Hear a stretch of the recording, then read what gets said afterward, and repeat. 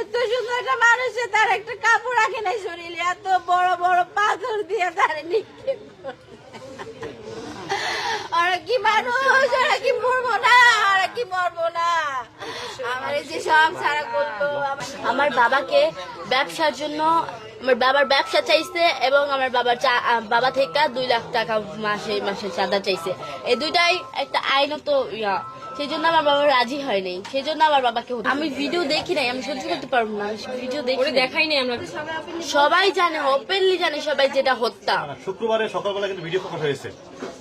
Video প্রকাশ হয়েছে গতকালকে। আপনারা কি আগে থেকে জানতে পারছেন? হ্যাঁ, আমরা আগে থেকে জানতে পারছি। তখন কি জানতে পারলেন? মানে কারা কারা করছে?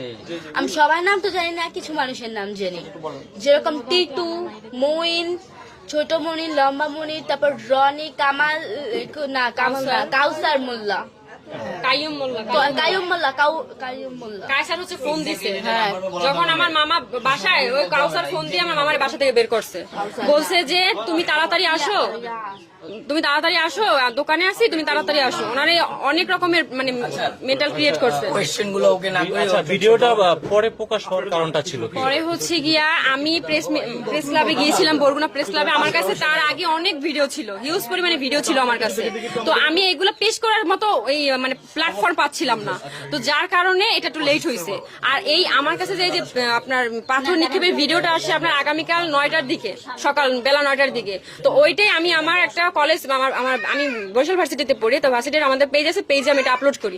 আপলোড করার পরে এটা অনেকটা মানে 1 ঘন্টা না 1.5 ঘন্টার মধ্যে এটা সবার কাছে ছড়াই যায়। হ্যাঁ হ্যাঁ, এটা প্রকাশ হয়েছে কালকে। কারণ আর এর আগেও আমার অনেকগুলো ফুটেজ ছিল, সিসিটিভি ফুটেজ আছে 7টা। সেটা হচ্ছে গিয়ে আপনার ওই যে আমার মামার সাথে যখন অফিসে বসে কথা হয় আমার মামারে, তখনই তারা ওইখানে বসে মারামারি শুরু করছে। শুরু করার পরে আমার মামার টানা হিস্ট্রা করে বাইরে নিয়ে আসছে এবং ইট দিয়ে মাথা থাতলাই দিছে। আর এখানে একটা শুট করা হয়েছে আমার মামা, এটা কিন্তু এটা করা হয় নাই। হ্যাঁ হ্যাঁ, বন্ধুত্ব ছিল। এই যে মুবিন উনি, হ্যাঁ মুহিন, উনি হচ্ছে গিয়া ওনার যে বাসার খাটটা পর্যন্ত আমার মামা কিনে দিচ্ছে। আর তারপর হচ্ছে গিয়া আপনার বাজার করে দিত, তারপর চালাইতো আমার মামা ওদের চালাইতো।